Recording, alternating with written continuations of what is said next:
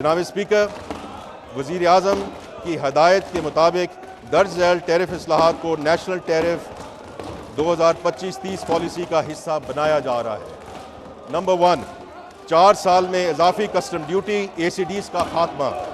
Number 2, 5 साल में regulatory duties RDs का खात्मा। नंबर 3, कस्टम एक्ट 1969 के 5वें शेड्यूल का 5 सालों में इख्तिताम। नंबर 4, कुल 4 कस्टम ड्यूटी स्लैब्स 0%, 5%, 10% और 15%। और नंबर 5, ज़्यादा से ज़्यादा कस्टम ड्यूटी की हद 15%। इन टैरिफ इस्लाहात को मरहलावार लागू किया जाएगा ताकि कारोबार किसी खलल के बगैर इस तब्दीली के साथ एडजस्ट कर सके और उनकी राह में आने वाली रुकावटों को कम से कम किया जा सके। मईशत के तकरीबन तमाम शोबे इन इस्लाहात से मुस्तफ़ीद होंगे, जिनमें फार्मास्यूटिकल, IT और टेलीकॉम, टेक्सटाइल, इंजीनियरिंग वगैरह शामिल हैं। वर्ल्ड बैंक के मुताबिक इन इस्लाहात के कामयाब नफाज के बाद पाकिस्तान के औसत टैरिफ खित्ते में सबसे कम हो जाएंगे और हम वियतनाम और इंडोनेशिया जैसे ममालिक की सफ़ में शामिल हो जाएंगे।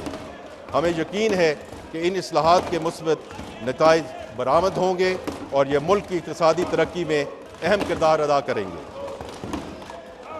जनाब स्पीकर, मैं अब इम्प्रूवमेंट इन डेट मैनेजमेंट की तरफ जाना चाहता हूँ। पिछली 2 दहाइयों से हमारी मईशत कर्ज़ों में जकड़ी हुई है। मालियाती नज़्म व नस्क को बेहतर बनाने से हमारी मईशत के तनासब से कर्ज़ों के हुजम में कमी आई है। आज से 2 साल कबल हमारी डेट टू GDP रेशो तकरीबन 74% थी, जो कि अब 70% से भी नीचे आ गई है, जिसे हम आगे चलकर इंशाअल्लाह मज़ीद कम करेंगे। इस ज़िमन में हमें अहम कामयाबियाँ मिली हैं। पाकिस्तान के पहले डेट बाय प्रोग्राम के तहत 1000 अरब के कर्ज बाय बैक किए गए।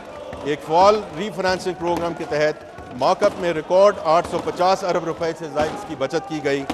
कर्ज़ों की एवरेज टाइम टू मैच्योरिटी में 66% इजाफा किया गया, जिससे हमारा रीफाइनेंसिंग रिस्क कम हुआ और मालियाती इस्तेहकाम में इजाफा हुआ। डेट प्रोडक्ट्स को डाइवर्सिफाई किया जा रहा है ताकि इन्वेस्टर बेस को बढ़ाया जा सके।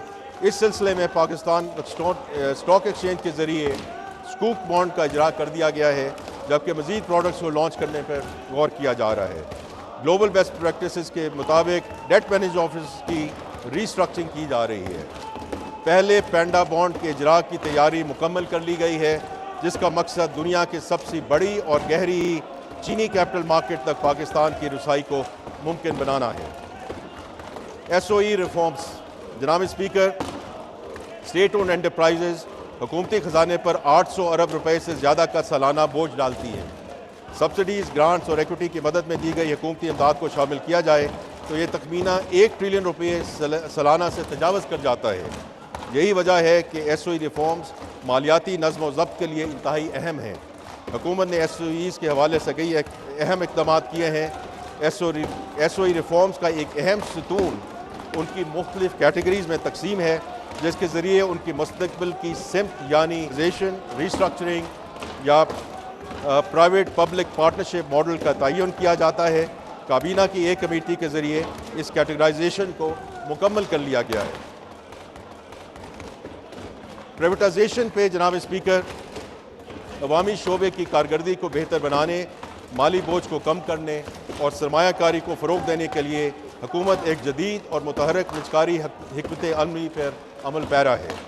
ये हिकमत अमली नॉन एसेंशियल सरकारी इदारों की शफाफ और मौसर निजकारी पर मरकूज़ है, ताकि मुख्तलिफ शोबों बिलखसूस तवानाई और मालियाती शोबे मुसाबकत, कारकर्दगी और निजी सरमायाकारी को फ़रोग़ दिया जा सके।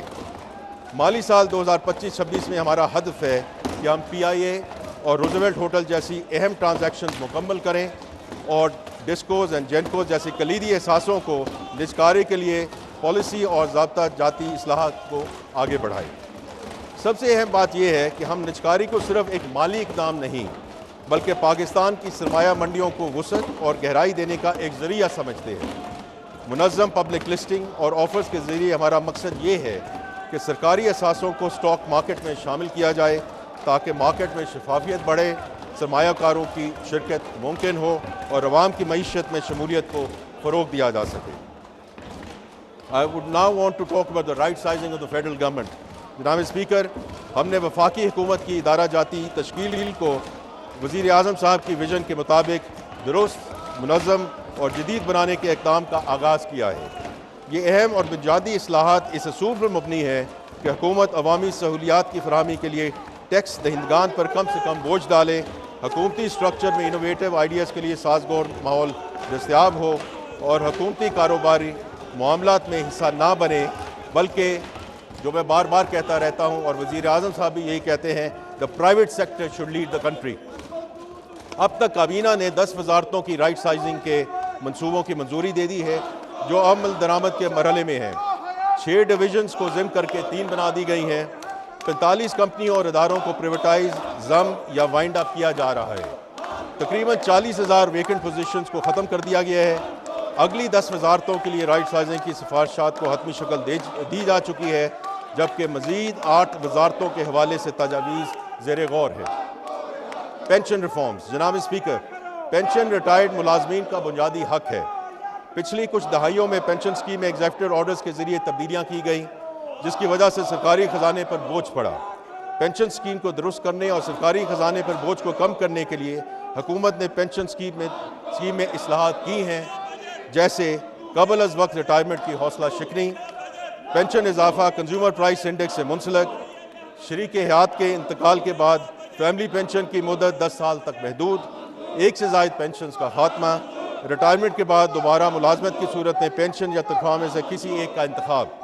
اب میں ان اہم موضوعات کا احاطہ کرنا چاہتا ہوں جناب اسپیکر جو کہ قومی اہمیت کے حامل ہیں۔ پہلے کلائمیٹ چینج۔ جناب اسپیکر، ماحولیاتی تبدیلی پاکستان کے لیے ایگزسٹینشل تھریٹ ہے۔ یہ ہماری بقا کا مسئلہ ہے۔ پاکستان ماحولیاتی تبدیلی سے سب سے زیادہ متاثرہ ملک میں شامل ہے۔ ماحولیاتی تبدیلی کے منفی اثرات کا سدباب حکومت کی اہم ترجیحات میں سے ایک ہے۔ ماحولیاتی تبدیلی سے نمٹنے کے لیے بیش بہا وسائل کی ضرورت ہوتی ہے۔ اسی لیے حکومت نے گزشتہ 16 ماہ میں کلائمیٹ فائنانس پر خصوصی توجہ دی ہے اور اس سلسلے میں نمایاں کامیابیاں بھی حاصل ہوئی ہیں۔ ورلڈ بینک اور IFC سے کنٹری پارٹنرشپ فریم ورک کے تحت پاکستان کو اگلے 10 سال میں $40 ارب کے وسائل مہیا کریں گے۔ ماحولیاتی تبدیلی سے نمٹنا اس فریم ورک کی اہم ترجیح ہے۔ اسی طرح 1 سال کی انت تک محنت کے بعد IMF نے پاکستان کو $1.4 ارب کی ریزیلینس اینڈ سسٹینیبلٹی فیسلٹی فراہم کی ہے۔ حکومت پاکستان نے پہلے گرین سکول کا بھی اجرا کیا ہے، جس کے ذریعے ماحولیاتی تبدیلی سے متعلق منصوبوں کے لیے مقامی مارکیٹ سے وسائل کی فراہمی ممکن ہوئی ہے۔ ان وسائل کی دستیابی پاکستان کو ماحولیاتی تبدیلی سے محفوظ بنانے میں انشاءاللہ مددگار ثابت ہوگی۔ میں اب سوشل پروٹیکشن اور بے نظیر انکم سپورٹ پروگرام کا ذکر کرنا چاہوں گا۔ جناب اسپیکر، ہماری حکومت ایک جامع اور مؤثر سماجی تحفظ کے نظام کے ذریعے معاشرے کے کمزور ترین طبقات کے تحفظ کے لیے پرعزم ہے۔ جاری مالی سال 2024-25 کے دوران بے نظیر انکم سپورٹ پروگرام نے کم آمدنی والے خاندانوں کو معاشی مشکلات سے بچانے میں اہم کردار ادا کیا۔ 592 ارب روپے کے مختص فنڈ میں سے ایک کثیر رقم کے ذریعے 99 لاکھ مستحق خاندانوں کو غیر مشروط نقد امداد فراہم کی گئی۔ اس کے علاوہ 1 کروڑ 16 لاکھ بچوں کو تعلیمی وظائف کے ضرور میں مالی معاونت فراہم کی گئی۔ BISP کے نشو و نما پروگرام کے تحت 15 لاکھ لیکٹیٹنگ اینڈ پریگننٹ مدرز کو اور ان کے 16 لاکھ بچوں کو نقد امداد اور غذائیت پر مبنی خصوصی خوراک فراہم کی گئی۔ مالی شمولیت کے فروغ کے لیے سال بھر میں 2,50,000 مستحقین کو تربیت دی گئی۔ Information technology. جناب اسپیکر، IT کا شعبہ اپنی برآمدات کی صلاحیت کی وجہ سے ملکی معیشت کا ایک انتہائی اہم حصہ بن چکا ہے۔